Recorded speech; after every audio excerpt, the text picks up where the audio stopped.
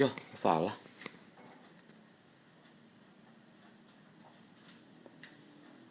Dengan kegiatan fasilitasi Pekan Temu Bicara Organisasi Pemuda sekaligus menghadirkan narasumber dari anggota DPR Aceh, DPD KNPI, dan unsur Dinas Pemuda dan Olahraga Aceh.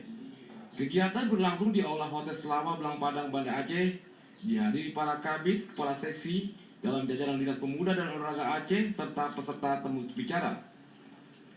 Kepala Dinas Pemuda dan Olahraga Aceh diwakili Sekretaris Azhari saat membuka kegiatan ini mengharapkan ke depan tidak ada lagi pemuda di Aceh yang bermalas-malasan, apalagi nongkrong di warung kopi.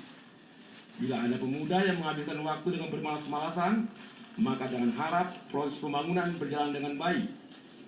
Karena itu fungsi dan peran pemuda sangat strategis dalam pembaruan dan pembangunan bangsa. Sementara itu, Kepala Seksi Pemberdayaan Organisasi Pemuda Dispora Aceh El Fakri selaku Ketua Penyelenggara melaporkan, kegiatan ini untuk memberi ruang bagi pemuda sebagai agen perubahan dan subjek pembangunan, sehingga bisa turut serta memberi masukan dalam proses pembangunan yang sedang dijalankan.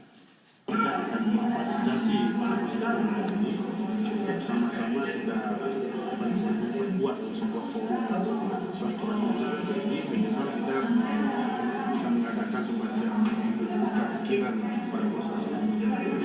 Sampai kita ingin melihat beberapa aspirasi berkembang di kalangan generasi muda Aceh untuk kita ambil sebagai referensi untuk masukan pemerintah mereka menunjukkan kebijakan perubahan muda.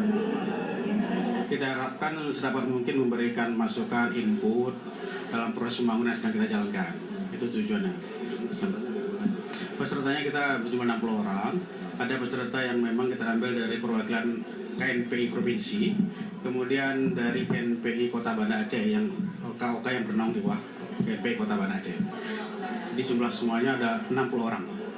Kepala Dinas Pemuda dan Olahraga Aceh berharap kegiatan ini dijadikan wadah pengembangan potensi pemuda untuk memberikan masukan kepada pemerintah Aceh dalam rangka mempercepat proses pembangunan di Provinsi Aceh.